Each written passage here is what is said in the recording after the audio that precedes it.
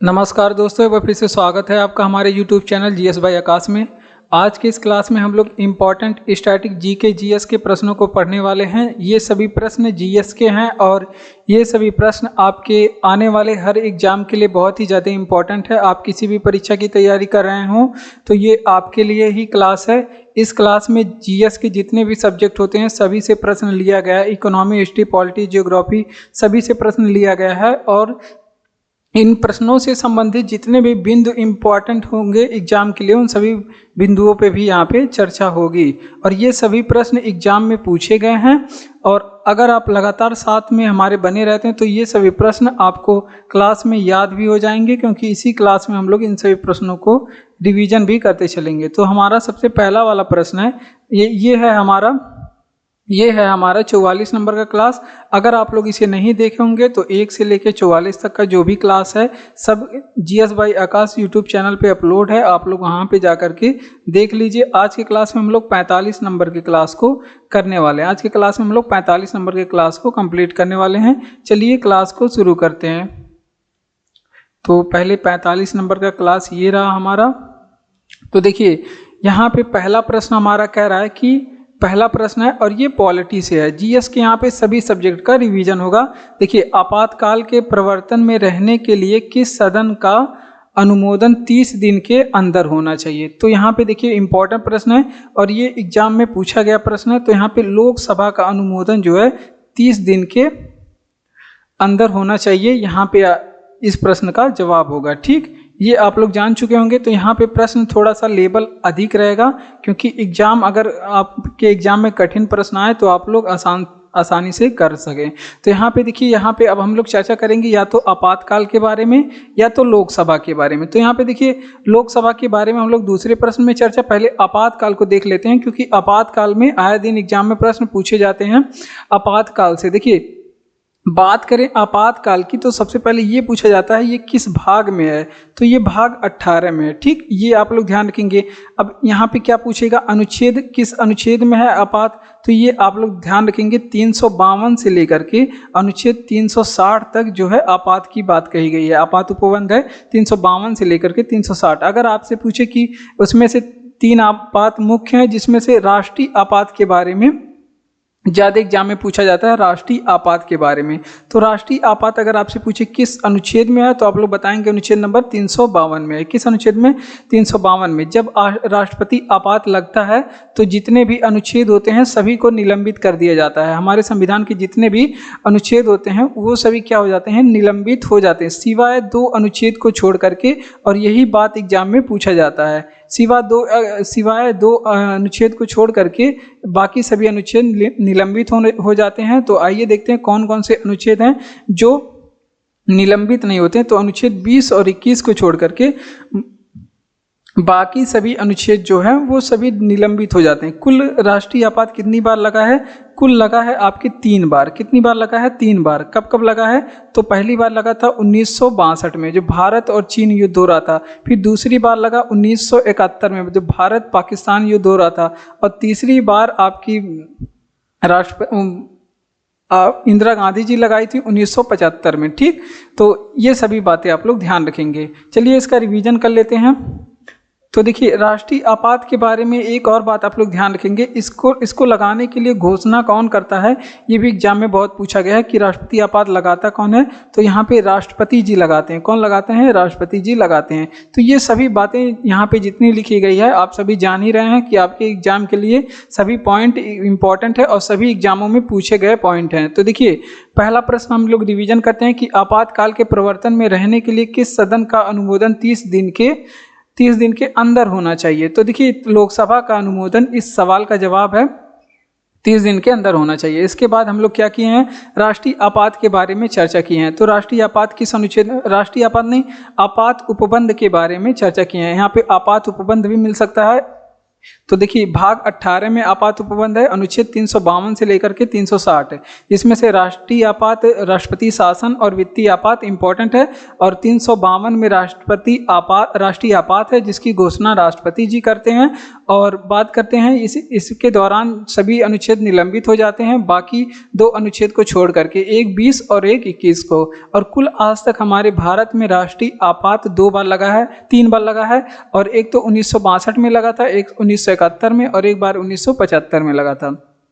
तो इसी तरह से आप लोग ध्यानपूर्वक सभी प्रश्नों को करेंगे, आपके एग्जाम में जो भी पूछे आप लोग बता सकेंगे। तो देखिए यहाँ पे देखिए कुछ महाजनपदों के बारे में दिया गया है। यहाँ पे क्या है, महाजनपदों के बारे में दिया गया है। अब महाजनपदों और उनकी राजधानियों के बारे में दिया गया है। महाजनपदों और उनकी राजधानियों के बारे में दिया गया है। अब यहाँ पे क्या प्रश्न पूछा जाता है कि अगर आपसे पूछे, यहाँ पे क्या प्रश्न पूछा जाता है कि जनपद और उनकी राजधानियों से संबंधित पूछा जाता है, या फिर पूछा जाएगा जनपद और उनके उदय के बारे में प्रश्न पूछा जाता है। तो देखिए 16 महाजनपद कुल हुए हैं, 16 महाजनपद, और इनका जो उदय के बारे में बात करें कि 16 महाजनपदों का उदय कब हुआ था, तो ये 6ठी शताब्दी में हुआ था। कब हुआ था? 6ठी शताब्दी में हुआ था। ठीक, ये बातें आप लोग ध्यान रखेंगे। और इसकी जानकारी कहाँ से हमें मिली है, कहाँ से प्राप्त होती है महाजनपदों के बारे में, ये भी एग्जाम में पूछा जाता है। तो इसकी जानकारी 2 ग्रंथ है, एक तो बौद्ध ग्रंथ है और एक आपका जैन ग्रंथ है, जिससे हमें महाजनपदों के बारे में जानकारी मिलती है।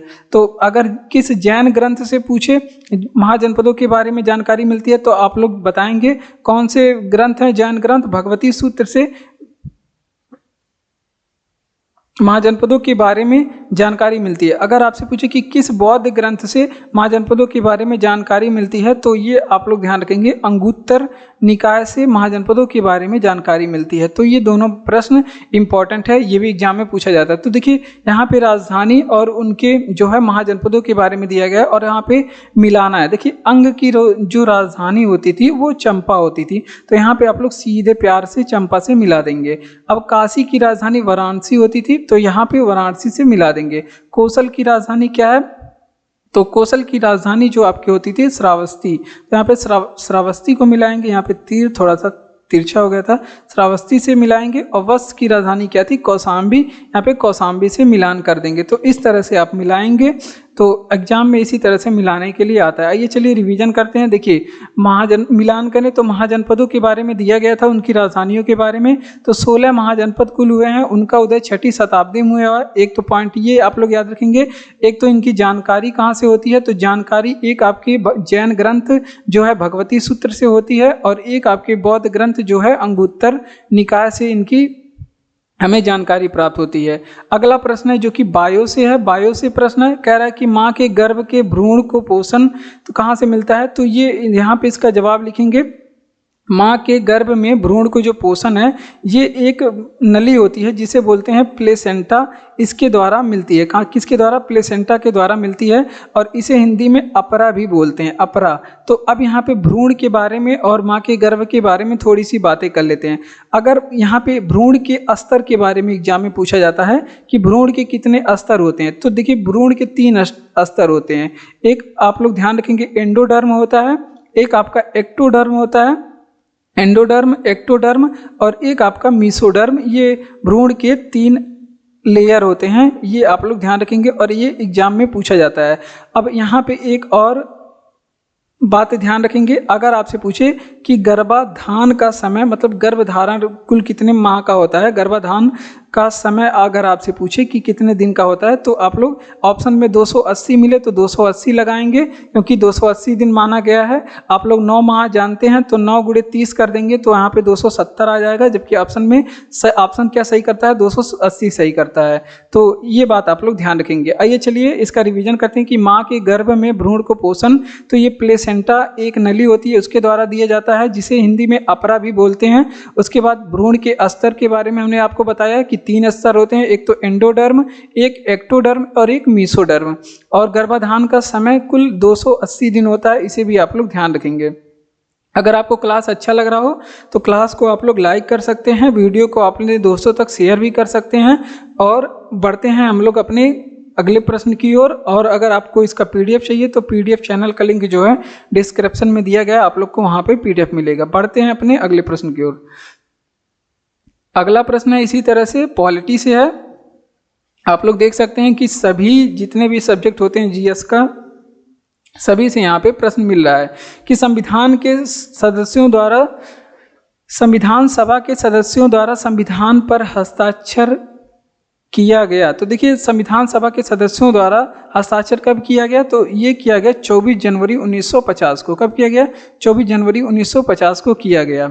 अब यहाँ पे देखिए हम लोग कुछ चीज़ों के बारे में चर्चा करेंगे। जैसे संविधान सभा आया है तो यहाँ पे बैठकों के बारे में पूछा जाता है कि संविधान सभा की पहली बैठक कब हुई, दूसरी बैठक कब हुई। तो देखिए पहली बैठक की बात करें तो ये हुई थी आपके 9 दिसंबर सन 1946 को। और इसमें खास बात क्या थी कि इसमें संविधान सभा के अस्थायी अध्यक्ष बनाए गए थे। अस्थायी अध्यक्ष चुने गए थे। और कौन चुने गए थे? सच्चिदानंद सिन्हा। कौन? सच्चिदानंद सिन्हा को चुना गया था। क्यों सच्चिदानंद सिन्हा ही? क्योंकि ये सबसे ज़्यादा उसमें बुजुर्ग थे, इसी वजह से इन्हें संविधान सभा का अध्यक्ष बनाया गया था। बुजुर्ग का मतलब सबसे ज़्यादा ओल्ड थे। तो ये भी बातें आप लोग ध्यान रखेंगे। अब बात करते हैं कि दूसरी बैठक कब हुई थी, संविधान सभा की दूसरी बैठक कब हुई थी। तो ये हुई थी 11 दिसंबर 1946 को संविधान सभा की दूसरी बैठक हुई थी।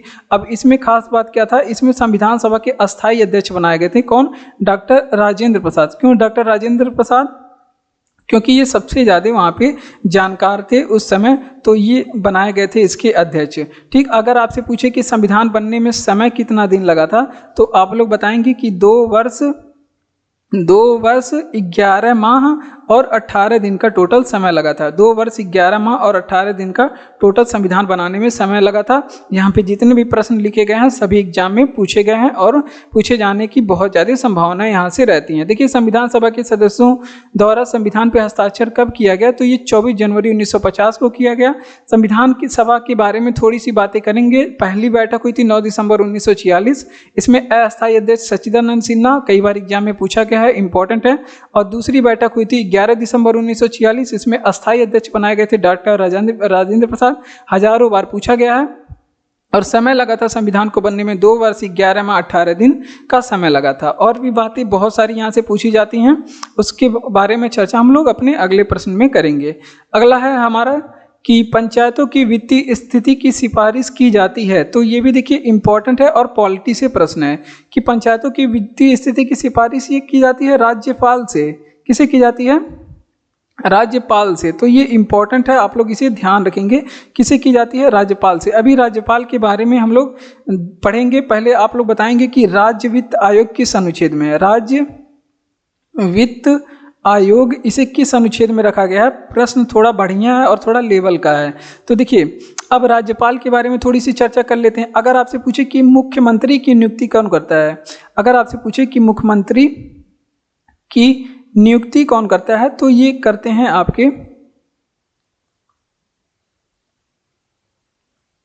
मुख्यमंत्री की नियुक्ति की बात करें तो ये करते हैं आपके राज्यपाल जी। कौन करते हैं? मुख्यमंत्री की नियुक्ति राज्यपाल जी करते हैं।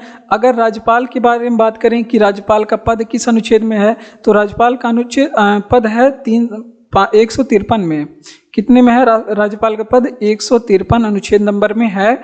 उसके बाद अगर आपसे पूछे कि राज्यपाल की नियुक्ति कौन करता है, यहाँ पे ये भी प्रश्न एग्जाम में पूछ सकता है।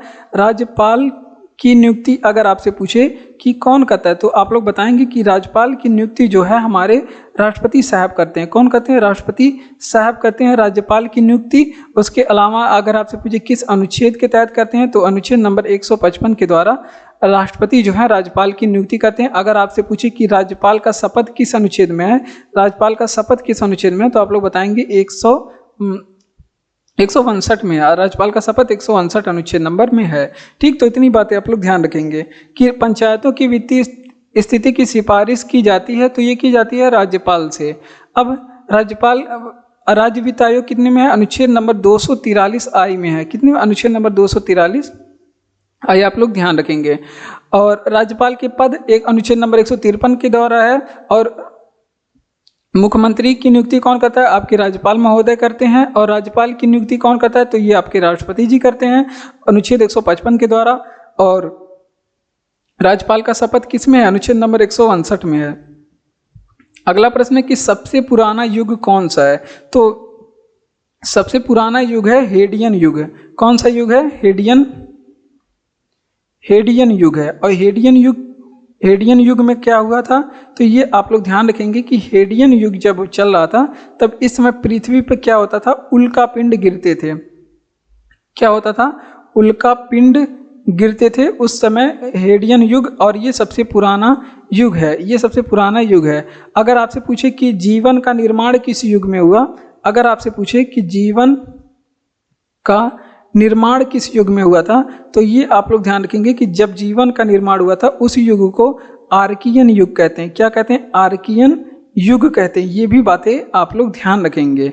अगर आपसे पूछे कि डायनासोर किस युग में पाए जाते थे, डायनासोर किस युग में पाए जाते थे, तो डायनासोर की जो उत्पत्ति है ये किस युग में हुई थी, तो ये भी आप लोग ध्यान रखेंगे क्योंकि ये भी एग्जाम में पूछा गया है। तो ये जुरासिक युग चल रहा था उस समय जब डायनासोर थे। जुरासिक युग में डायनासोर लोग रहते थे। ठीक, ये बातें आप लोग ध्यान रखेंगे। ठीक, इतनी बात आप लोग ध्यान रखेंगे। अगर आप लोग को ये नहीं पता है तो नहीं पता होगा, क्योंकि बहुत प्राचीन बात है, ये हमारे समय की बातें हैं, तो आप लोग नहीं जान पाएंगे इसे। तो देखिए, सबसे पुराना युग कौन सा है? हेडियन युग है। और इस युग में उल्का पिंड गिरते थे पृथ्वी पे, कुछ नहीं था, केवल उल्का पिंड गिरा करते थे लगातार। और जीवन का निर्माण जो हुआ है वो आर्कियन युग से जीवन का निर्माण हुआ है। और डायनासोर की बात करें तो डायनासोर की जो उत्पत्ति है ये जुरासिक युग में हुई है। ठीक, बात करते हैं अपने अगले प्रश्न की ओर। अगला प्रश्न कि मौर्य काल में सन्निधात्रा का अर्थ होता था। तो देखिए, यहाँ पे मौर्य काल की चर्चा हो रही थी और मौर्य काल के बारे में बात करेंगे क्योंकि ये थोड़ा सा इम्पोर्टेंट है। मौर्य काल मगध पे शासन करने वाला एक वंश है, साम्राज्य है पूरा। और देखिए, मौर्य काल में सन्निधात्रा का अर्थ क्या होता था? तो ये सन्निधात्रा कहा जाता था। इस तरह के एग्जाम में प्रश्न पूछे जाते हैं और ये एग्जाम में पूछा भी गया है और हिस्ट्री से प्रश्न है कि सन्निधात्रा का अर्थ क्या होता है। ये कोषाध्यक्ष को कहा जाता है। किसे? कोषाध्यक्ष को सन्निधात्रा कहा जाता था। ठीक, ये बातें आप लोग ध्यान रखेंगे। और एग्जाम में बहुत बार पूछा गया है कि सीताध्यक्ष किसे कहा जाता था मौर्य काल में? सीताध्यक्ष। तो यहाँ पे देखिए, जो सरकारी भूमि होती थी उसके अध्यक्ष को कहा जाता था। सरकारी भूमि जो होती थी उसके अध्यक्ष को कहा जाता था। ठीक, ये बातें आप लोग ध्यान रखेंगे। उसके अध्यक्ष को कहा जाता था, क्या कहा जाता था? सीताध्यक्ष। ठीक, अगर आपसे पूछे कि यहाँ पे सेना विभाग का प्रमुख कौन होता था मौर्य काल में? सेना विभाग का जो प्रमुख होता था वो कौन होता था? तो सेना विभाग का जो प्रमुख होता था उसे सेनापति कहते थे। क्या कहते थे? सेनापति। जल्दी से तलवार लेके आओ और मार के सबको गिराओ। तो ये बातें आप लोग ध्यान रखेंगे। उसके अलावा अगर आपसे पूछे कि दंडपाल किसे कहते थे, तो दंडपाल जो है मौर्य काल में ये पुलिस अधिकारी होता था। क्या होता था? पुलिस अधिकारी को कहते थे। ठीक, ये बातें आप लोग ध्यान रखेंगे, पुलिस अधिकारी। इसके अलावा सूनाध्यक्ष किसे कहा जाता था? ये भी एग्जाम में पूछा गया है। तो जहाँ पे मीट कटता था जिसे क्या बोला जाता था? बूचड़ खाना। वहाँ के जो अधिकार प्रमुख को कहा जाता था। वहाँ के जो बूचड़ खाना के जो प्रमुख होते थे उसे कहा जाता था क्या? सूनाध्यक्ष। तो ये सभी बातें आप लोग ध्यान रखेंगे। ये प्रश्न मौर्य काल के प्रशासन व्यवस्था से लिया गया है। कहाँ से लिया गया है? मौर्य काल के प्रशासन व्यवस्था। प्रशासन का मतलब जो पॉलिटी चल रहा था मौर्य काल में, जिसके तहत लोग शासन करते थे, वहाँ से ये प्रश्न लिया गया है। तो आइए चलिए रिवीजन करते हैं कि मौर्य काल में सन्निधात्रा का अर्थ क्या होता था। तो इसका अर्थ होता था कोषाध्यक्ष, जो पैसा बटोर बटोर के बोरी में भरते थे, कोषाध्यक्ष। ठीक, अगर आपसे पूछे कि सीताध्यक्ष किसे कहा जाता था, तो जो सरकारी भूमि होती थी, यानी कि जो राजा के अधीन जो भूमि होती है उसके अध्यक्ष को कहा जाता था। सेना विभाग का जो प्रमुख होता था उसे सेनापति, बच्चे को पता है, सेनापति कहा जाता है। और दंडपाल किसे कहा जाता है? पुलिस अधिकारी को कहा जाता था। उसके अलावा सूनाध्यक्ष किसे कहा जाता था? बूचड़खाने के जो प्रमुख होते थे उनको कहा जाता था। अगला प्रश्न है संविधान सभा से फिर आया। ये संविधान सभा से आया है और ये आपका है पॉलिटी का प्रश्न। किसका है प्रश्न? पॉलिटी का। देखिए, यहाँ पे जब हमारी संविधान सभा बन रही थी तो कुछ समितियाँ जब हमारी संविधान बन रही थी तो कुछ समितियाँ बनाई गई थी और कुछ लोगों को मतलब अलग अलग समितियों का कार्य सौंपा गया था। और ये एग्जाम में पूछा जाता है कि किस इस समिति के मालिक कौन थे, यानी कि उसके अध्यक्ष कौन थे। तो देखिए संचालन समिति जो थे वो चलाने वाले थे आपके डॉक्टर राजेंद्र प्रसाद। संचालन समिति कौन चला रहे थे, डॉक्टर राजेंद्र प्रसाद। तो इसे प्यार से डॉक्टर राजेंद्र प्रसाद से मिला देंगे। अल्पसंख्यकों का सलाहकार समिति ये चला रहे थे आपके सरदार वल्लभ भाई पटेल। प्रारूप समिति चला रहे थे भीमराव अंबेडकर, प्रारूप समिति के अध्यक्ष थे। संघ शक्ति समिति के अध्यक्ष कौन थे, पंडित जवाहरलाल नेहरू। तो इस तरह से मिला देंगे और आप लोग 1 नंबर ले लेंगे, ठीक, कोई दिक्कत नहीं है। अगला प्रश्न है कि CAG के प्रति, CAG comptroller and auditor general जिसे बोला जाता है के प्रतिवेदन की जांच कौन करता है। तो ये भी प्रश्न है भैया आपके पॉलिटी से, ठीक, पॉलिटी से। तो इसके प्रतिवेदन की जांच कौन सी समिति करती है, तो इसके प्रतिवेदन यानी कि जो ये अपना तैयार करता है लेखा जोखा, उसकी जांच कौन करती है, तो ये करती है लोक लेखा समिति। कौन करती है, लोक लेखा समिति। अभी लोक लेखा समिति के बारे में हम लोग चर्चा करेंगे कि लोक लेखा समिति कौन सी बला है। पहले देख लेते हैं CAG के बारे में। अगर ये अपना पूछे कि CAG रिपोर्ट किसे सौंपता है, अगर रिपोर्ट किसे देता है, तो ये रिपोर्ट जो है अपना राष्ट्रपति को देता है। किसे देता है रिपोर्ट, राष्ट्रपति को। लेकिन अगर आपसे पूछे कि ये प्रतिवेदन की जांच कौन करता है, केवल जांच पूछे, तो लोक लेखा समिति करती है। अगर रिपोर्ट किसे देता है, जो अपना जो चिट्ठा जो भी बनाए रहा होगा वो अपनी रिपोर्ट किसे सौंपता है, तो राष्ट्रपति को सौंपता है। इतनी बातें आप लोग ध्यान रखेंगे। अब लोक लेखा समिति के बारे में ध्यान रखेंगे कि ये संसद की एक समिति है। संसद की बहुत सारी वित्तीय समितियां हैं, जिसमें मुख्य है लोक लेखा समिति, प्राक्कलन समिति, और एक है आपका सरकारी प्रारूप समिति, ऐसे करके है। तो ये थोड़ा सा एग्जाम में यहाँ से पूछे जाते हैं प्रश्न। तो ये क्या क्या पूछी जाती हैं कि लोक लेखा समिति जो है ये संविधान की, ये संसद की सबसे पुरानी समिति है। किसकी, सबसे पुरानी, संसद की जो है सबसे पुरानी समिति है। ये एक पॉइंट हो गया, एग्जाम में पूछा जाता है, मजाक में आप लोग इसे नहीं लेंगे। अगर आपसे पूछे कि इसमें सदस्य कितने होते हैं, तो ये भी पूछा जाता है। तो इसमें सदस्य लोकसभा से भी होते हैं, राज्यसभा से। ये पूछा जाता है एग्जाम में कि लोकसभा से कितने होते हैं और राज्यसभा से इसमें सदस्य कितने होते हैं। तो इस बात को आप लोग मजाक में नहीं लेंगे, क्योंकि ये भी एग्जाम में पूछा जाता है। तो पूछा गया है, आगे के प्रश्नों में मिलेगा आपको। तो इसमें सदस्य कितने होते हैं, तो ये लोकसभा से इसमें 15 सदस्य होते हैं और राज्यसभा से इसमें 7 सदस्य होते हैं। यानी कि कुल कितने सदस्य होते हैं, तो कुल 22 सदस्य होते हैं इसमें, ठीक। ये बातें आप लोग ध्यान रखेंगे। अब बात कर लेते हैं ये लोक लेखा समिति अगर बात करें, ये अपना रिपोर्ट किसे देता है। लोक लेखा समिति अपना रिपोर्ट ले जाके किसे देगा, तो ये लोकसभा अध्यक्ष को देगा। किसे देगा, लोकसभा अध्यक्ष को देगा। ये बातें आप लोग ध्यान रखेंगे, किसे देगा, लोकसभा अध्यक्ष को, ठीक। इतनी बातें आप लोग ध्यान रखेंगे। चलिए रिवीजन करते हैं कि CAG के प्रतिवेदन की जांच कौन सी समिति करता है, तो ये जांच करता है लोक लेखा समिति। कौन सी समिति करता है, लोक लेखा समिति। और अगर आपसे पूछे कि CAG अपना रिपोर्ट किसे देगा, तो राष्ट्रपति को जाकर के अपना रिपोर्ट देगा। और जांच कौन करेगा, तो लोक लेखा समिति इसकी जांच करेगा, ठीक। ये बातें आप लोग ध्यान रखेंगे। और लोक लेखा समिति ये संसद की वित्तीय समिति है, जिसमें ये सबसे पुरानी समिति है। और इसमें सदस्य कितने होते हैं, ये बात एग्जाम में पूछी जाती है। तो लोकसभा से इसमें 15 सदस्य और राज्यसभा से 7 सदस्य, यानी कुल सदस्यों की संख्या 22 होती है। और रिपोर्ट ये किसे देता है, लोक लेखा समिति, तो लोकसभा अध्यक्ष को देगा। लोकसभा अध्यक्ष वर्तमान समय में कौन है, आप लोग बताएंगे कमेंट बॉक्स में, कमेंट करके धीरे से बताएंगे। अगला है कि किसी संगठन के सदस्यों को किस आधार पर एकत्रित होने से वंचित किया जा सकता है।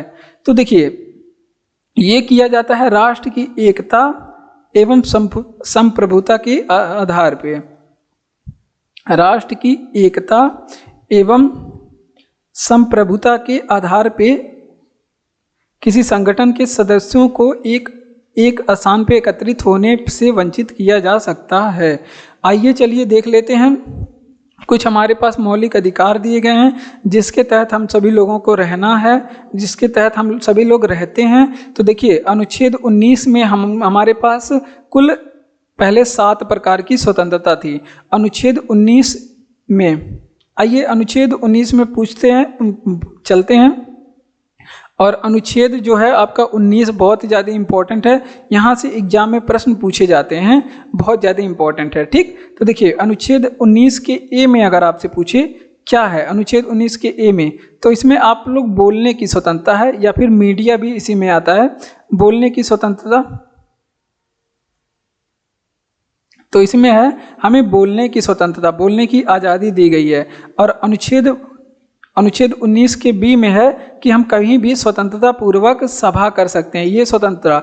और अनुच्छेद 19 के सी में है कि हम अपनी मर्जी से कोई भी संघ बना सकते हैं या कोई भी समिति बना सकते हैं, तो इसके लिए हमें आज़ादी मिलती है। ठीक, अब अनुच्छेद डी में क्या है, तो अनुच्छेद डी में हमें घूमने फिरने की, पूरे भारत में हम कहीं भी घूम फिर सकते हैं, तो ये है हमारा घूमने फिरने की स्वतंत्रता। ठीक, और अनुच्छेद डी आ गया, उसके बाद आएगा आपका अनुच्छेद ई। तो अनुच्छेद ई में क्या है, तो अनुच्छेद ई में कहा गया है कि हम पूरे भारत में कहीं भी निवास कर सकते हैं, तो इसमें निवास करने की स्वतंत्रता। और अनुच्छेद एफ आ गया, जिसमें क्या था, हमें संपत्ति रखने की अधिकार थी, संपत्ति रखने की अधिकार थी, यानी कि हम संपत्ति खरीद सकते हैं, अपनी जो भी जमीन है उस पर कोई हमारा हक होगा। तो ये अब निष्कासित कर दिया गया है, इसे समाप्त कर दिया गया है। किस संविधान संशोधन के द्वारा, ये भी एग्जाम में पूछा जाता है कि 44वां संविधान संशोधन 1978 के द्वारा संपत्ति का अधिकार था हमारे पास, मौलिक अधिकार, इसे समाप्त कर करके इसे 300 के ए में रखा गया है और इसे कानूनी अधिकार बना दिया गया है। और अनुच्छेद जी क्या कहता है कि हम अपने भारत में कहीं भी कोई भी कारोबार कर सकते हैं, कोई भी कारोबार या व्यवसाय वगैरह कर सकते हैं, जीवन यापन करने के लिए कोई भी काम धंधा कर सकते हैं, तो ये बताया गया अनुच्छेद जी में। तो ये पूरी बातें आप लोग ध्यान रखेंगे। चलिए, किसी संगठन के सदस्यों को किस आधार पर एकत्रित होने से वंचित किया जा सकता है, तो राष्ट्र की एकता एवं संप्रभुता के आधार पे। अनुच्छेद 19 के बारे में बात करेंगे कि अनुच्छेद 19 में क्या है, तो अनुच्छेद 19 बहुत सारी चीज़ों के बारे में बताता है। तो अनुच्छेद 19 के बारे में देखेंगे, बोलने की स्वतंत्रता अनुच्छेद 19 ए में है, और सभा करने की स्वतंत्रता अनुच्छेद 19 बी में है, समिति या संघ बनाने की स्वतंत्रता अनुच्छेद सी में है, 19 के सी में, और घूमने फिरने की स्वतंत्रता अनुच्छेद 19 के डी में है, निवास करने की स्वतंत्रता अनुच्छेद 19 के ई में है, संपत्ति रखने की जो स्वतंत्रता है ये समाप्त कर दी गई है 44वां संविधान संशोधन 1978 के द्वारा। और जी है आपके कारोबार करने की स्वतंत्रता। अगला प्रश्न है कि भारत में दलीय व्यवस्था कैसी है। दलीय व्यवस्था जो मतलब राष्ट्रीय राजनीतिक पार्टियां हैं वो एक दलीय हैं कि बहुदलीय। एक दलीय का मतलब एक राष्ट्रीय राजनीतिक पार्टियां, और बहुदलीय का मतलब होता है बहुत सारे राष्ट्रीय राजनीतिक पार्टियां भारत में हैं। तो भारत में कितनी राष्ट्रीय राजनीतिक पार्टियां हैं, तो बहुत सारी हैं, तो इसलिए भारत का जो दलीय व्यवस्था है वो बहुदलीय है।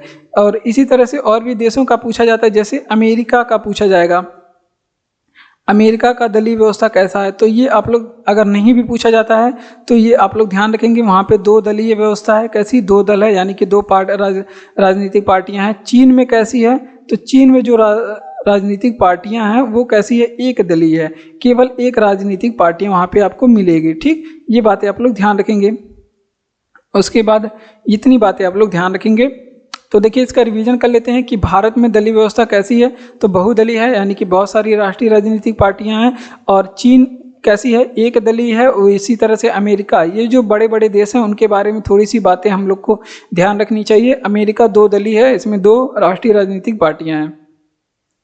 अगला प्रश्न मिलान करने के लिए है कि कल्प का अर्थ क्या होता है, तो कल्प का जो अर्थ होता है यज्ञ का संपादन होता है। क्या होता है, कल्प का अर्थ होता है यज्ञ का संपादन। तो यहाँ पे मिलाएंगे। निरुक्त का अर्थ होता है शब्दों की उत्पत्ति, तो यहाँ पे मिला देंगे। छंद का अर्थ होता है मंत्र से लिया गया है, तो यहाँ पे इसको मिलाएंगे। शिक्षा का अर्थ होता है शुद्ध उच्चारण करना, तो यहाँ पे आप लोग मिला देंगे। तो इसी तरह से एग्जाम में प्रश्न पूछे जाते हैं। और ये प्रश्न जो लिया गया है ये आपके हिस्ट्री से लिया गया है, तो आप लोग इस तरह के भी प्रश्न पूछे जाते हैं, आप लोग ध्यान रखेंगे। चलिए बढ़ते हैं अपने अगले प्रश्न की ओर। अगला प्रश्न कि लघु परिपथन के समय परिपथ में विद्युत धारा की मात्रा कितना होता है। तो देखिए, लघु परिपथन ऐसे आप लोग नहीं समझ पा रहे होंगे, तो लघु परिपथन का अर्थ आप लोग ध्यान रखेंगे, क्योंकि ये टर्म एग्जाम में आपको मिल जाएगा तो आप लोग नहीं कर पाएंगे। तो ये लघु परिपथन का मतलब होता है शॉर्ट सर्किट। आप लोग इस प्रश्न का जवाब दे पाएंगे, शॉर्ट सर्किट होता है। अब शॉर्ट सर्किट क्या है, आइए चलिए समझते हैं। शॉर्ट सर्किट क्या है कि जब परिपथ में गड़बड़ी आ जाती है उच्च वोल्टेज की वजह से, उच्च धारा प्रवाह की वजह से, तो इसे कहते हैं शॉर्ट सर्किट। ठीक, परिपथ खराब हो जाता है। तो ये पूछ रहा है इसमें, जब लघु परिपतन के समय, जब मतलब लघु परिपतन होता है तो उस समय धारा की मात्रा कितनी होती है। कोई भी चीज़ कब शॉर्ट होगा, शॉर्ट सर्किट कब होता है, जब धारा की मात्रा बहुत अधिक होती है। क्या होती है, धारा की मात्रा बहुत अधिक होती है, तब जाकर के लघु परिपतन की घटना होती है या शॉर्ट सर्किट की घटना होती है। अब यहाँ पे देखिए हम लोग परिपथ के वगैरह के बारे में थोड़ी सी बातें कर लेते हैं। जैसे देखिए परिपथ के बारे में यहाँ पे देखेंगे कि परिपथ में धारा प्रवाह कब होती है, धारा प्रवाह कब होती है। तो इस प्रश्न को मजाक में नहीं लेंगे, क्योंकि ये आपका पेट एग्जाम में पूछा गया है। तो जब सर्किट बंद होती है, बंद सर्किट में धारा प्रवाहित होती है, तो ये बातें आप लोग ध्यान रखेंगे, बंद सर्किट में धारा प्रवाहित होती है, तो ये बातें आप लोग ध्यान रखेंगे। अब ये चलिए देखिए, आप लोग कहते हैं, अब आप लोग सोचेंगे कि हम तो स्विच बंद करते हैं तो लाइट जलना बंद हो जाता है। तो यहाँ पे स्विच की बात नहीं हो रही है, सर्किट की बात हो रही है। देखिए जब ऐसे सर्किट यहाँ पे कैसे बनता है, देखिए इस तरह के आप लोग एक स्विच बनाएंगे। तो ये देखिए आपका ये हो गया, आपका ये खुला सर्किट हो गया, तो इसमें धारा प्रवाहित नहीं होगी। बंद सर्किट कैसे होता है, तो देखिए ये इस तरह से आपका हो गया, यहाँ पे समझ लीजिए बंद है, तो इस तरह से हो गया आपका बंद सर्किट। तो ये आपका बंद है, तो यहाँ पे धारा प्रवाहित होगी। तो ये आप लोग ध्यान रखेंगे कि धारा प्रवाह हमेशा बंद सर्किट में होता है, और ये भी एग्जाम में प्रश्न पूछा गया है, तो ये आप लोग ध्यान रखेंगे। हजारों बार एग्जाम में प्रश्न पूछा जाता है कि विद्युत धारा की माप किस में करते हैं। विद्युत धारा की माप हम लोग किस में करते हैं, तो ये करते हैं विद्युत धारा की माप अमीटर से। किसे कहते हैं, अमीटर से। अगर आपसे पूछे कि इसका मात्रक क्या होता है, तो मात्रक अगर आपसे पूछे क्या मात्रक होता है, तो एम्पियर में इसकी माप करते हैं। किसमें, एम्पियर में करते हैं। चलिए रिवीजन करते हैं। देखिए अगर आपसे पूछे कि लघु परिपतन के समय परिपथ में विद्युत धारा की मात्रा कितना होता है, तो जब बहुत ज़्यादा धारा फ्लो हो जाता है तब जाकर के शॉर्ट सर्किट होता है। ये बातें आप लोग ध्यान रखेंगे। और धारा प्रवाह हमेशा बंद सर्किट में होता है, एग्जाम्पल ये वाला है। और विद्युत धारा की माप हमेशा हम लोग अमीटर से करते हैं। मात्रक क्या होता है, एम्पियर होता है, एम्पियर में मापते हैं। अगला प्रश्न है कि ग्लोबल एनर्जी ट्रांजिशन इंडेक्स 2024। तो यहाँ पे देखिए ग्लोबल एनर्जी ट्रांजिशन इंडेक्स के बारे में पूछा गया है, और बहुत सारे जो है हमारे रिपोर्ट के बारे में पूछा जाता है कि इसमें कौन सा देश आगे है, भारत किस स्थान पे है, तो वैसे प्रश्न पूछा जाता है। अगर आपसे पूछे कि भारत किस स्थान पे है इसमें, तो आप लोग बताएंगे 63वें स्थान पे है। अगर आपसे पूछे कि शीर्ष पे कौन सा देश है शीर्ष पे ग्लोबल एनर्जी ट्रांजिशन इंडेक्स में, तो ये आप लोग बताएंगे स्वीडन है। कौन सा देश है, स्वीडन है। अगर आपसे पूछे कि ग्लोबल एनर्जी ट्रांजिशन इंडेक्स ये जारी कौन सा देश करता है, तो इसे जारी करता है विश्व आर्थिक मंच। कौन जारी करता है, विश्व आर्थिक मंच। ठीक, ये जारी करता है। इस रिपोर्ट को कौन जारी करता है, विश्व आर्थिक मंच जारी करता है। विश्व आर्थिक मंच की अगर आपसे पूछे कि स्थापना कब हुई थी, तो ये भी आप लोग उसे बता देंगे कि 1971 में स्थापना हुई थी। अब थोड़ी सी बातें कर लेते हैं। अगर आपसे पूछे कि ग्लोबल हंगर इंडेक्स में भारत का स्थान क्या है, ग्लोबल हंगर इंडेक्स में भारत का स्थान क्या है वर्तमान समय में 2024 में, तो ये है 111वें स्थान पे। अगर आपसे पूछे कि प्रेस फ्रीडम इंडेक्स में कितना भारत का स्थान है, प्रेस फ्रीडम इंडेक्स में भारत का स्थान कितना है, तो प्रेस फ्रीडम इंडेक्स में भारत का स्थान 162वां है। उसके बाद अगर आपसे पूछे कि जेंडर गैप इंडेक्स में भारत का स्थान कितना है, जेंडर गैप इंडेक्स में भारत का स्थान 129 में। अगर आपसे पूछे कि शांति सूचकांक में भारत का स्थान कितना है, तो शांति सूचकांक में भारत का स्थान 116 है। तो इतनी बातें आप लोग ध्यान रखेंगे। चलिए इसका रिवीजन करते हैं। देखिए अगर आपसे पूछे कि ग्लोबल एनर्जी ट्रांजिशन इंडेक्स जारी कौन करता है, तो ये जारी करता है विश्व आर्थिक मंच। कौन जारी करता है, विश्व आर्थिक मंच। स्थापना कब हुआ था इसकी, 1971 में, और भारत इसमें 63वें स्थान पे है, और शीर्ष स्थान पे आपका स्वीडन। ठीक, इसी तरह से हंगर इंडेक्स में भारत 111 स्थान पे है। प्रेस फ्रीडम इंडेक्स में 159वें स्थान पे है। जेंडर गैप में 129वें स्थान पे है, और शांति सूचकांक में 116वें स्थान पे है। अगला है इंडियन ज्योग्राफी का प्रश्न। क्या कह रहा है, इंडियन ज्योग्राफी का प्रश्न कह रहा है, और ये प्रश्न था आपका ये फिजिक्स से था आपका प्रश्न। ठीक, जयलेपला दर्रा कहाँ पे स्थित है, तो जयलेपला दर्रा, नाथुला दर्रा, ये सभी कहाँ के दर्रे हैं, ये सभी सिक्किम में स्थित दर्रे हैं। कहाँ के, सिक्किम में। और नाथुला कहाँ पे है, नाथुला दर्रा भी आपके सिक्किम में है। ठीक, और कुछ दर्रों के बारे में एग्जाम में पूछा जाता है। आइए चलिए कुछ इंपॉर्टेंट दर्रे हैं उनके बारे में पढ़ लेते हैं। जैसे अगर आपसे पूछे कि बोमडीला दर्रा कहाँ पे है, बोमडीला दर्रा अगर आपसे पूछे कहाँ पे है, या फिर अगर आपसे पूछे कि दीफू दर्रा कहाँ पे है, दीफू दर्रा कहाँ पे है, या फिर आपसे पूछे कि यांगयाप दर्रा कहाँ पे है, यांगयाप दर्रा, ये सभी जो दर्रा हैं ये सभी अरुणाचल प्रदेश में है। कहाँ पे हैं, ये अरुणाचल प्रदेश में है और बहुत ज़्यादा फेमस हैं और बहुत ज़्यादा एग्जाम में पूछे जाते हैं। अब अगर आपसे पूछे और एक जगह है जहाँ के दर्रों के बारे में बहुत पूछा जाता है, अगर आपसे पूछे कि सिपकिला दर्रा कहाँ पे है, तो अगर आपसे पूछे कि बड़ा लाचाला दर्रा कहाँ पे है, बड़ा लाचा दर्रा कहाँ पे है, या फिर आपसे पूछ ले कि रोहतांग दर्रा कहाँ पे है, रोहतांग दर्रा कहाँ पे है, तो ये सभी जो दर्रे हैं आपके हिमाचल प्रदेश में, कहाँ पे, हिमाचल प्रदेश में है। ठीक, ये सभी बातें आप लोग ध्यान रखेंगे। चलिए इसका रिवीजन करते हैं कि जयलेपला दर्रा कहाँ पे स्थित है, सिक्किम में। नाथुला दर्रा कहाँ पे स्थित है, सिक्किम में। बोमडीला दर्रा पूछे, दीफू दर्रा पूछे, या फिर यांगयाप दर्रा पूछे, तो ये सभी अरुणाचल प्रदेश के दर्रे हैं। और सिपकिला दर्रा, बड़ा लाचा दर्रा और रोहतांग दर्रा ये सभी हिमाचल प्रदेश के दर्रे हैं। तो ये आप लोग ध्यान रखेंगे। बढ़ते हैं अपने अगले प्रश्न। अगला प्रश्न है हमारा वर्ल्ड जियोग्राफी से और बहुत ही प्यारा प्रश्न है, बहुत ही बढ़िया प्रश्न है कि ग्रेट बैरियर रीफ ऑस्ट्रेलिया के किस तट के समांतर है। ये एग्जाम में पूछा गया प्रश्न है और ये इसका जवाब हो जाएगा पूर्वी तट के समांतर। सॉरी, तो ग्रेट बैरियर रीफ जो है यहाँ पे इंडिकेट किया कि ये ऑस्ट्रेलिया के पास में है। ये भी पूछा जाता है कि ग्रेट बैरियर रीफ किस देश के समीप है, तो ऑस्ट्रेलिया के समीप। या फिर पूछ लेगा कि किस देश में है, तो ये ऑस्ट्रेलिया बताएंगे। वैसे तो ये समुद्र में रहते हैं, रीफ वगैरह प्रवाल द्वीप हैं, तो ये आप लोग ध्यान रखेंगे। और ये जो है ग्रेट बैरियर रीफ, ये आप लोग ध्यान रखेंगे कि ये विश्व की सबसे बड़ी प्रवाल द्वीप है। तो ये ध्यान रखेंगे, विश्व की सबसे बड़ी प्रवाल द्वीप है, सबसे बड़ी प्रवाल द्वीप है। तो ये भी बात आप लोग ध्यान रखेंगे, ये विश्व की सबसे बड़ी प्रवाल द्वीप है। अगला बात आप लोग क्या ध्यान रखेंगे कि जो ये रीफ है, प्रवाल द्वीप वगैरह है, इसका निर्माण कैसे होता है। इसका निर्माण ये भी एग्जाम में पूछा जाता है, मजाक नहीं कर रहे हैं। तो ये कैल्शियम से बनता है, कैल्शियम कार्बोनेट से। किससे बनता है, कैल्शियम। यहाँ पे लिखने में थोड़ी सी दिक्कत हो जाती है क्योंकि बोलते समय लिखने में थोड़ी सी कठिनाई होती है। आप लोग भी करके देखिए, लिखने में समस्या होगी थोड़ी सी। तो कैल्शियम कार्बोनेट से ये बनते हैं। ठीक, उसके अलावा अगर आपसे पूछे कि क्या भारत में भी कोई प्रवाल द्वीप है, क्या भारत में भी कोई प्रवाल द्वीप है, तो ये है हमारा लक्षद्वीप। तो आपका जवाब होगा जी हाँ, लक्षद्वीप तो है। तो ये जो है भारत का प्रवाल द्वीप है और ये इसे प्रवाल द्वीप या फिर मूंगा चट्टान भी बोलते हैं।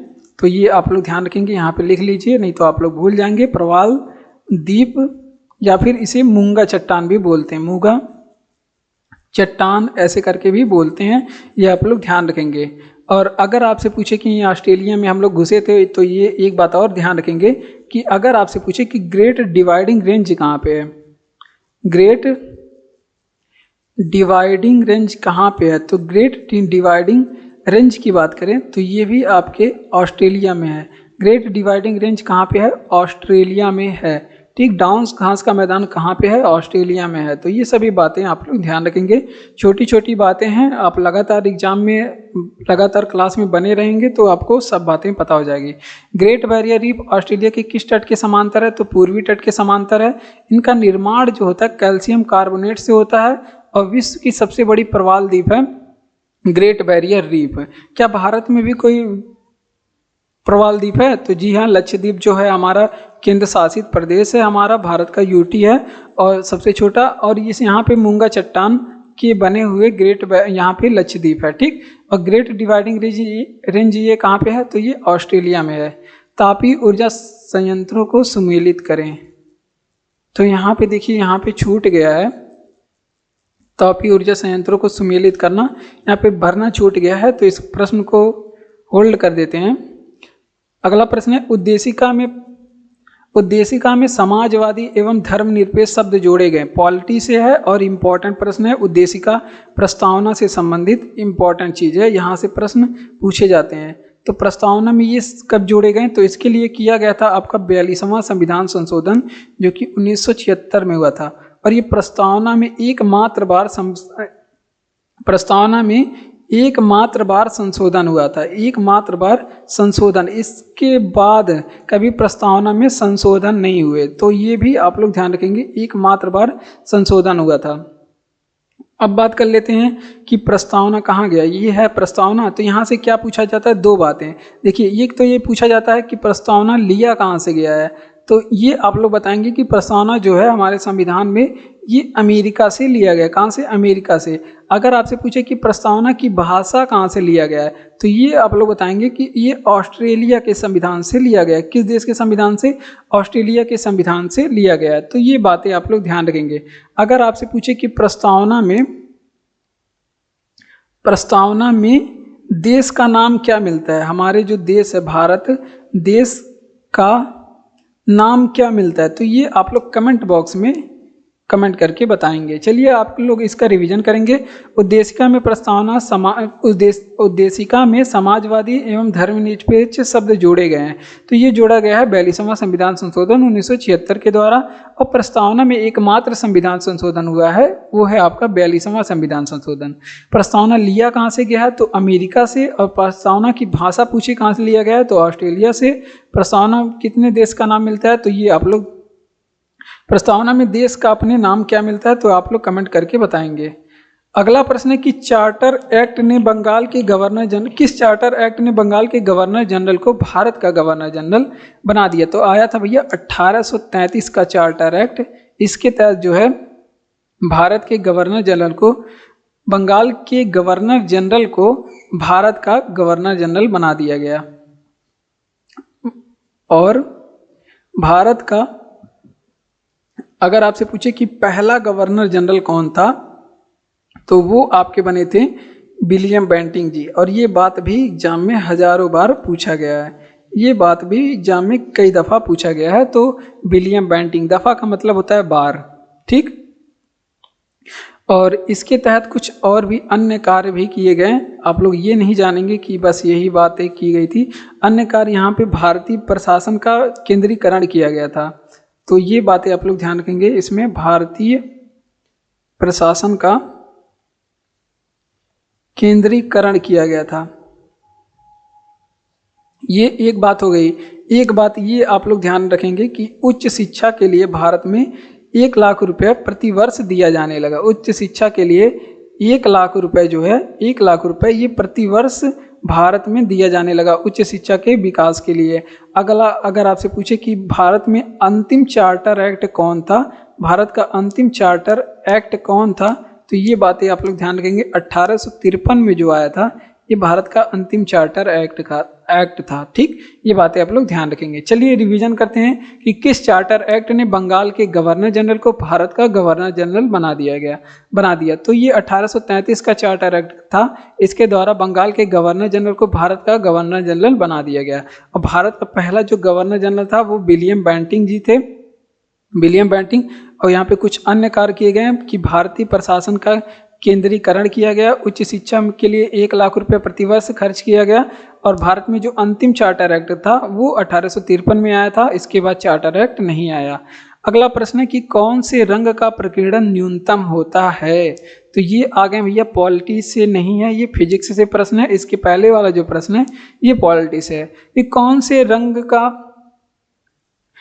से रंग का प्रकीर्णन न्यूनतम होता है, तो न्यूनतम जो होता है प्रकीर्णन यानी कि बिखराव, ये लाल रंग का होता है। किस रंग का होता है, लाल रंग का।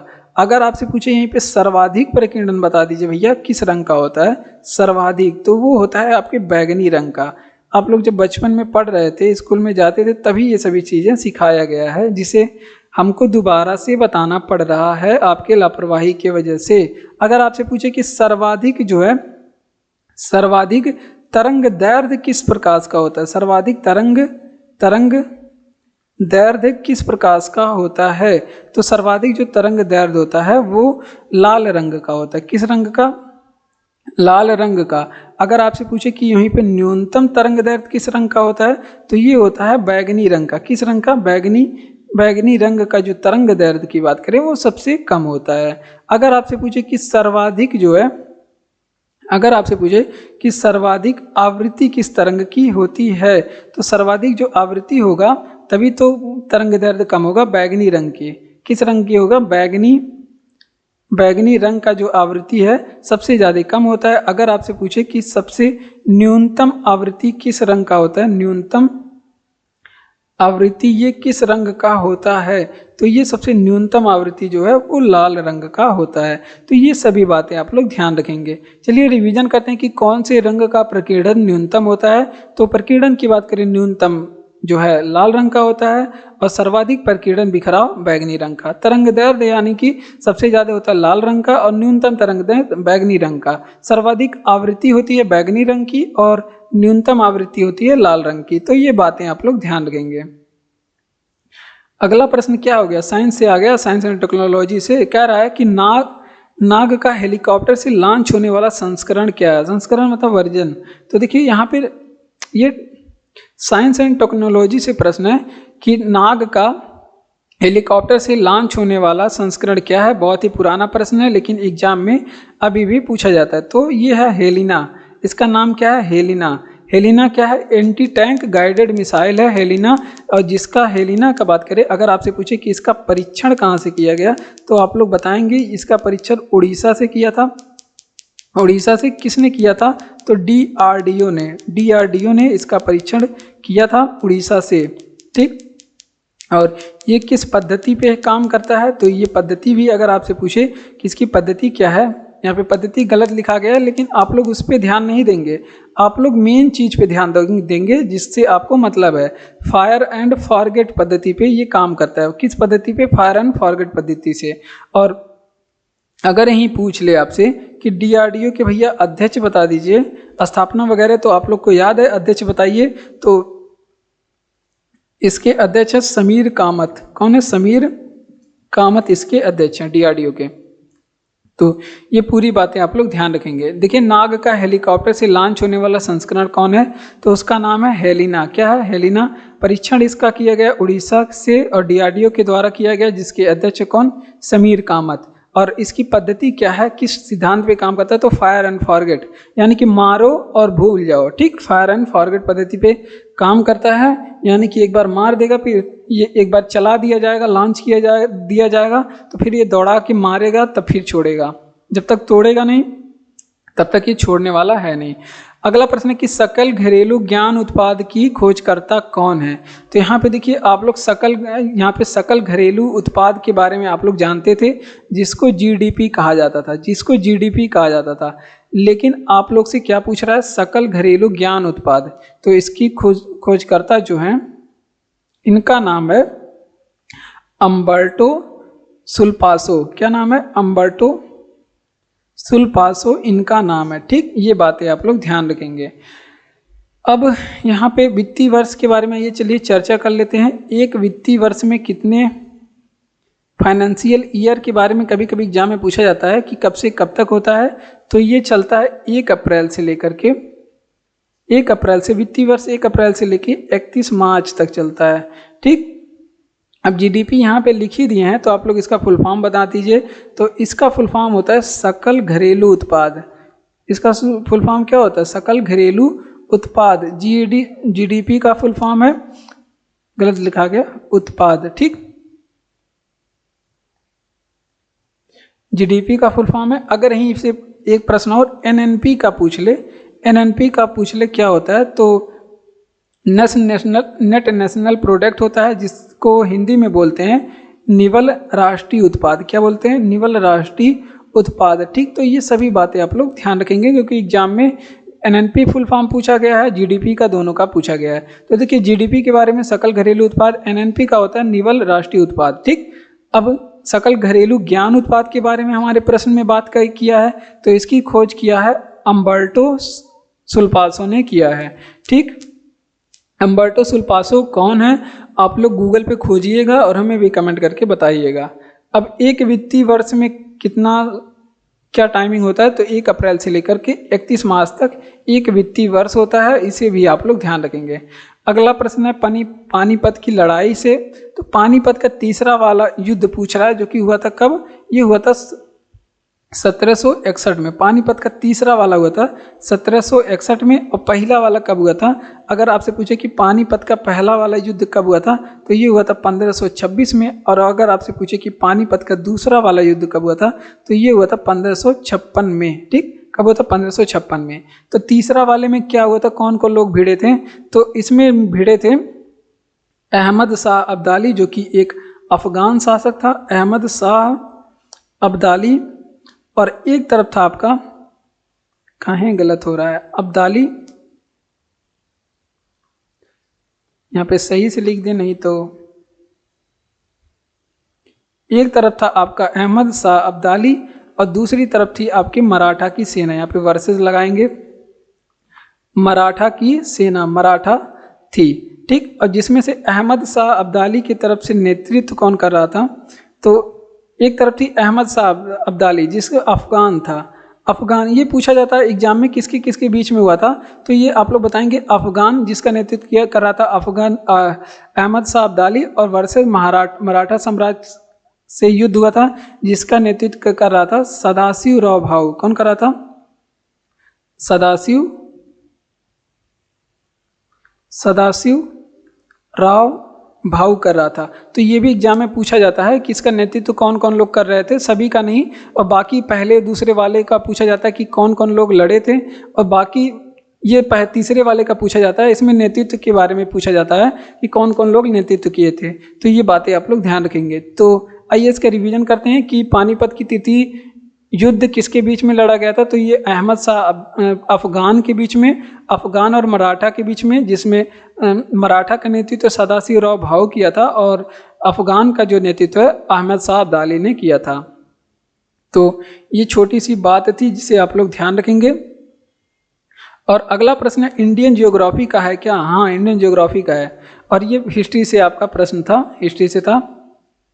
प्रायद्वीपीय भारत की सबसे लंबी नदी कौन सी है? तो जो प्रायद्वीपीय भारत में आप लोग जाएंगे तो यहाँ पे सबसे लंबी नदी जो आपको मिलेगी वो गोदावरी नदी मिलेगी, जिसकी लंबाई कितनी है? 1465 किलोमीटर है। नदियों की लंबाई किलोमीटर में मापते हैं, समुद्र की जो ऊंचाई है वो मीटर में मापते हैं। नदियों की लंबाई जो है, समुद्र की गहराई, ये दोनों किलोमीटर में मापते हैं, और पर्वतों की ऊंचाई जो है ये मीटर में मापते हैं। और गोदावरी के बारे में क्या चीज़ पूछा जाएगा? इसका उद्गम कहाँ से हुआ, उद्गम के बारे में पूछा जाएगा। उद्गम लिखा गया तो ये त्रयंबक से हुआ है। कहाँ पे? त्रयंबक की पहाड़ी है, कहाँ पे? नासिक में। और नासिक कहाँ पे पड़ता है? तो सभी बातें आप लोग ध्यान रखेंगे, महाराष्ट्र में, वहाँ से ये इसका उद्गम हुआ है त्रयंबक पहाड़ी से। ठीक, और इसकी कुछ सहायक नदियां हैं जो एग्जाम में बहुत पूछी जाती हैं। आइए चलिए देख लेते हैं क्या क्या। तो इसकी सहायक नदियां प्रवरा है, मंजीरा जो एग्जाम में पूछा जाता है, और वर्धा, वेनगंगा, पेनगंगा, ये तो बहुत पूछा जाता है। वर्धा पूछा जाता है किसकी सहायक नदी है, उसके अलावा वेनगंगा भी पूछा जाता है किसकी सहायक नदी है, और पेनगंगा के बारे में भी पूछा जाता है किसकी सहायक नदी है। तो ये आपके गोदावरी की सहायक नदी है। इसके अलावा एक प्राणहिता भी आप लोग ध्यान रखेंगे, प्राणहिता भी इसकी सहायक नदी है। और गोदावरी नदी को ये पूछा जाता है इसको क्या कहा जाता है?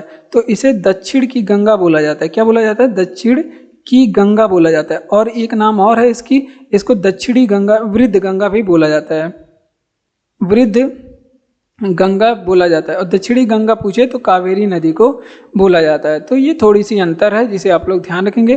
प्रायद्वीपीय भारत की सबसे लंबी नदी कौन सी है? तो गोदावरी है, जिसकी लंबाई 1465 किलोमीटर है। इससे लंबी नदी कोई भी प्रायद्वीपीय भारत में नहीं है।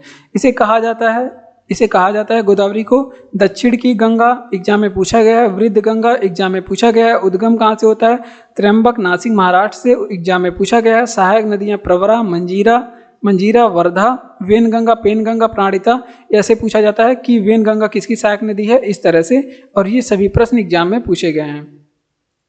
अगला प्रश्न है कि 2024 में अर्जुन पुरस्कार यूपी के कितने खिलाड़ियों को मिला? तो कुल यूपी के कुल खिलाड़ियों को मिला था तो 26। अगर कुल पूछे कितने खिलाड़ियों को मिला कुल, तो 26 खिलाड़ी को। अगर यूपी के केवल पूछे यूपी के कितने खिलाड़ी को मिला, तो 2 खिलाड़ी को मिला। आइए देख लेते हैं कौन कौन से खिलाड़ी थे। तो एक तो थे आपके मोहम्मद शमी थे, जो क्या थे? क्रिकेटर हैं, जो क्या हैं? क्रिकेटर हैं।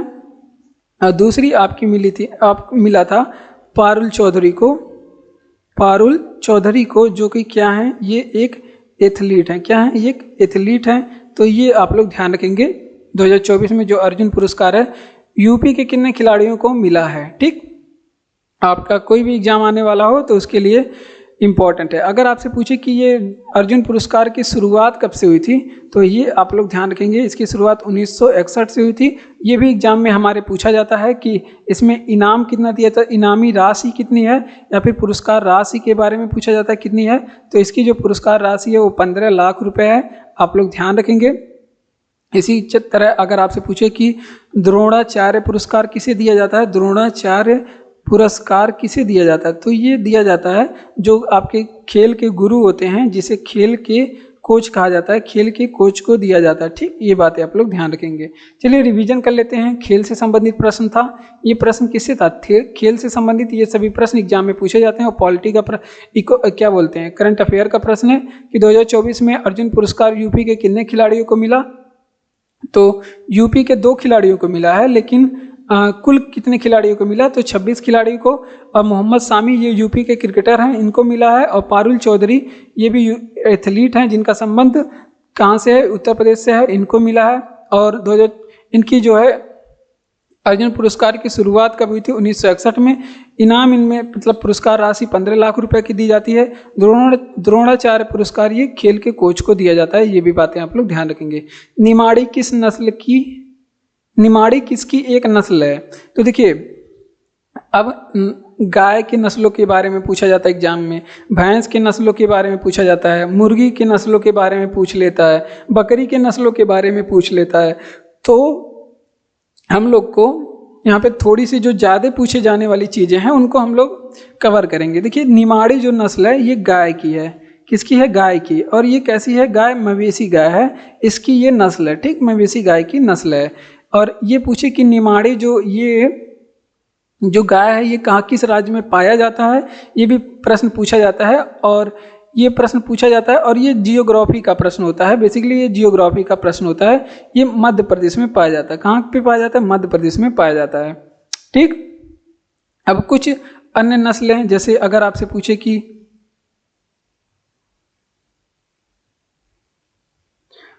पूछे कि मुर्राह नस्ल कहाँ पे पाई जाती है, मुर्राह नस्ल की भैंसें कहाँ पे पाई जाती हैं, तो मुर्राह नस्ल किसकी है, ये एक भैंस की नस्ल है। किसकी नस्ल है, ये एक भैंस की नस्ल है। और ये पाई कहाँ पे जाती है, हरियाणा में पाई जाती है। और बहुत पूछा जाता है एग्जाम में, ये हरियाणा में पाई जाती है। अगर आपसे पूछे कि बर्बरी किसकी नस्ल है, बर्बरी ये नस्ल किसकी है, तो आप लोग ऐसे गेस नहीं कर पा रहे होंगे, ये बकरी की नस्ल है। किसकी नस्ल है, बकरी, जो बहुत ज़्यादा दूध देती है। उसके अलावा अगर आपसे पूछे कि बसरा किसका नस्ल है, बसरा नस्ल किसका है, तो ये एक मुर्गी का नस्ल है। किसमें, मुर्गी का नस्ल है। कड़कनाथ अगर आपसे पूछे,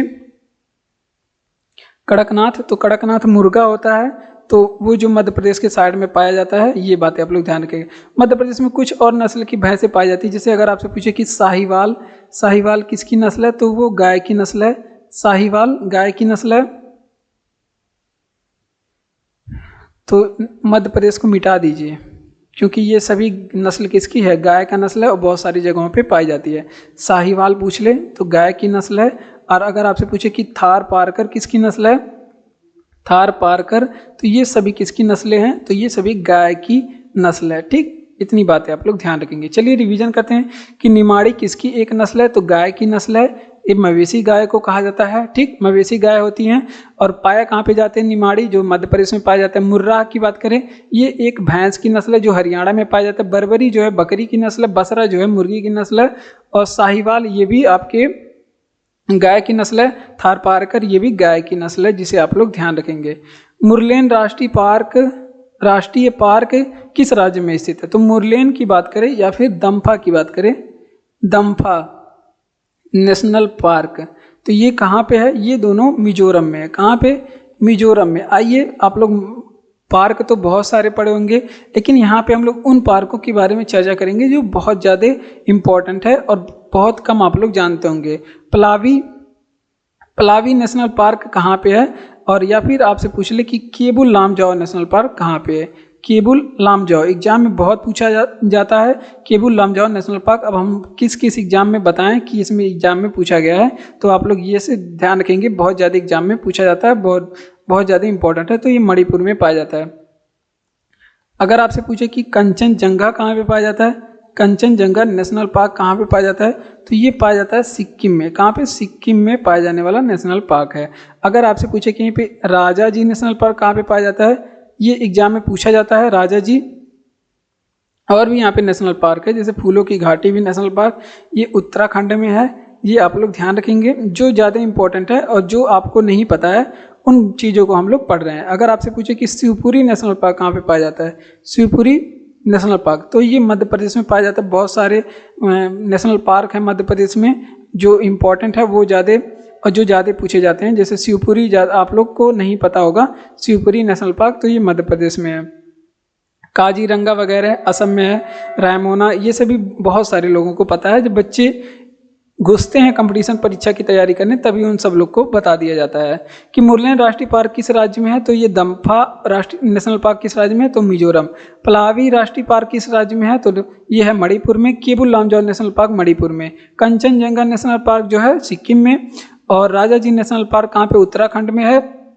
शिवपुरी नेशनल पार्क मध्य प्रदेश में है। तो ये बातें आप लोग ध्यान रखेंगे। कुछ है नहीं प्रश्नों में, कुछ दम नहीं है, आप लोग बस याद रखेंगे, आप लोग के एग्जाम के लिए इम्पोर्टेंट है। अगर आपसे पूछे कि किस मुगल बादशाह को बुरहान उल मुल्क की उपाधि प्रदान की गई थी, तो ये थे आपके सआदत खां।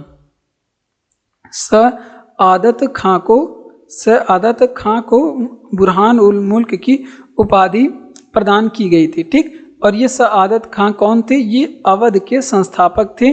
तो इस वजह से ये बहुत ज़्यादा इंपॉर्टेंट है। यहाँ से एग्जाम में इनसे एग्जाम में प्रश्न पूछा जाता है। अवध के संस्थापक थे।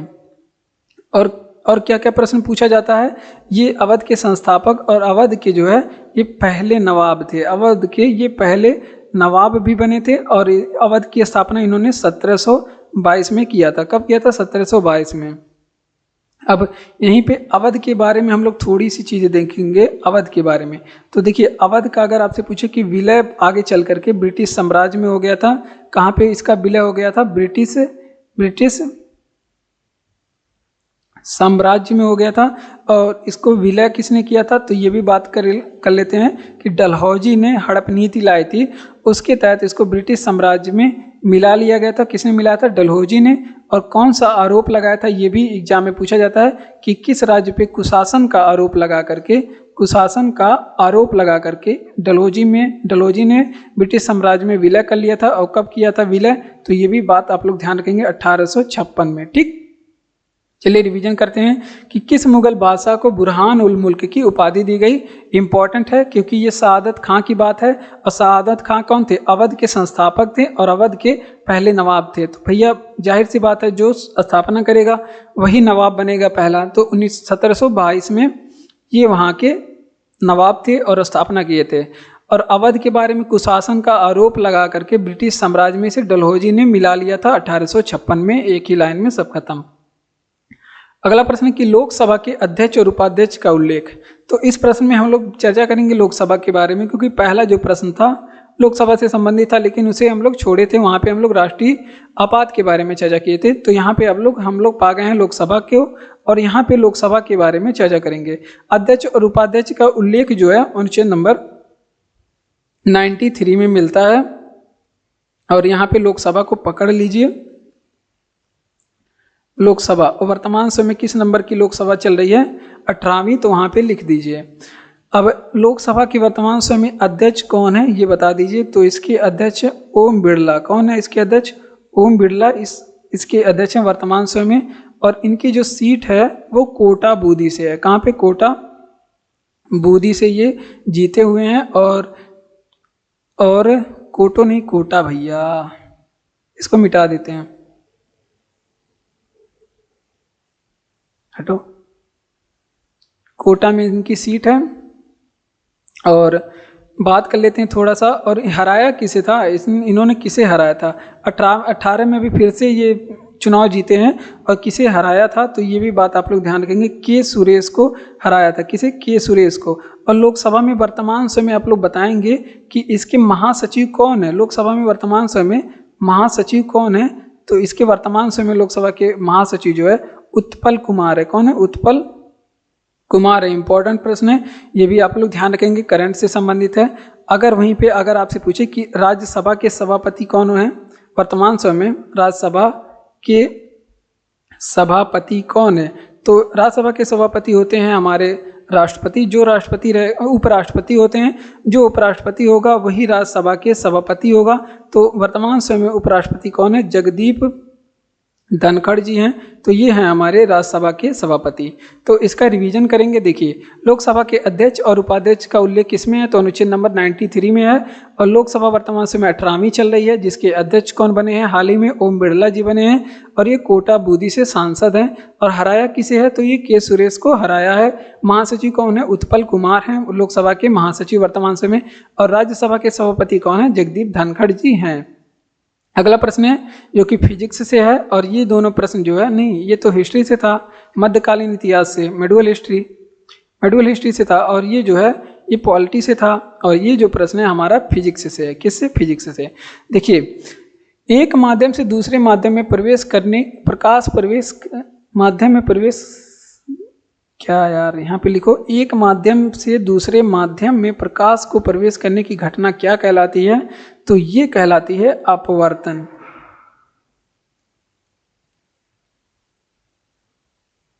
ठीक,